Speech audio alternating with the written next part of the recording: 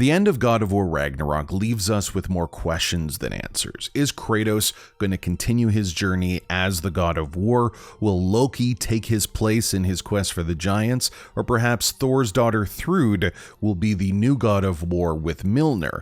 All of that remains to be seen, and we can talk about it until we go blue in the face. But there is something that the game ends with that I think cements a very interesting theory and future for the Norse realms.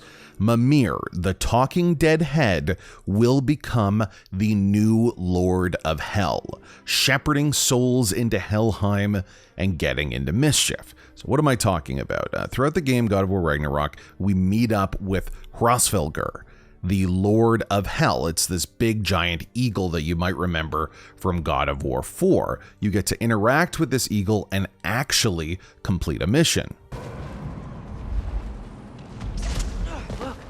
Hraesvelgr. Should we talk to her?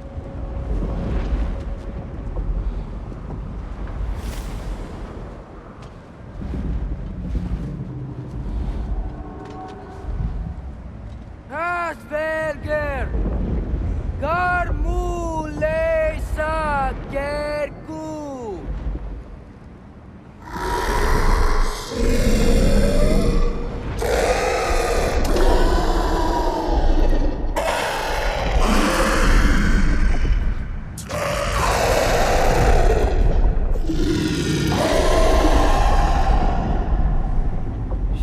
There's 6 stairs to close and, not to expect thanks. They shouldn't have been open in the first place. She's not wrong. These rooms.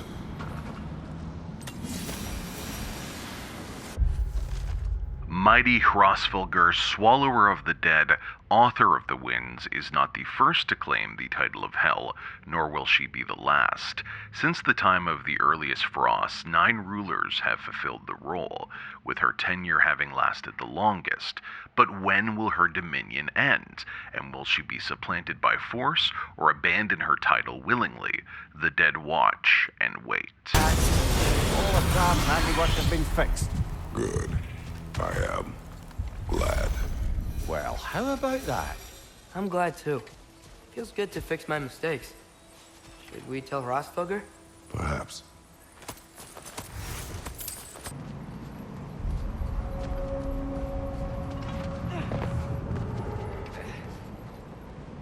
Le salmu kifa.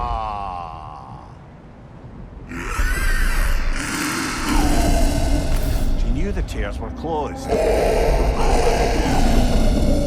And there's no reward for closing them, I'm afraid. We expected none. Well, then I wouldn't advise staying. She is a corpse eater after all.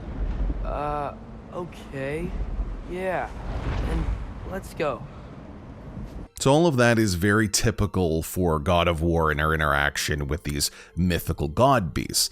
This is where things get interesting, though. Before the Battle of Ragnarok, Mimir is actually sent to go to Helheim to try to convince Hraesvelgr to allow their armies to support this final Ragnarok and to come in and fight. Unfortunately, that wasn't even really necessary, which I think is maybe an issue with the God of War Ragnarok story. You didn't even need all these armies, but he is able to convince them. One of the reasons that he's summoned to go is because he himself is dead. So already you can see there's perhaps some kinship between these two beings and what they represent. Once you beat the game, once you are able to take control of Kratos and you walk into free roam, the very first conversation that triggers, no matter what, the very first thing is this very key tidbit. Mimir, there's something I wanted to ask you about. Hildisvini told me about your visit to secure Hell's army, but was reluctant to elaborate when it came to negotiating with Hraesvelgr. Ah, yes. Well, I can see why he'd hold off on such a subject until he saw if we survived the battle. Mimir, what exactly did you promise the large bird? Oh, nothing too horrifying. It's just that she'd like to retire. Retire? Hell's Eagle wants to retire? Indeed. And don't ask me what she expects to do with her free time. I assure you there is no reassuring answer. Can she even do that? Not be hell? Apparently so. She just requires release.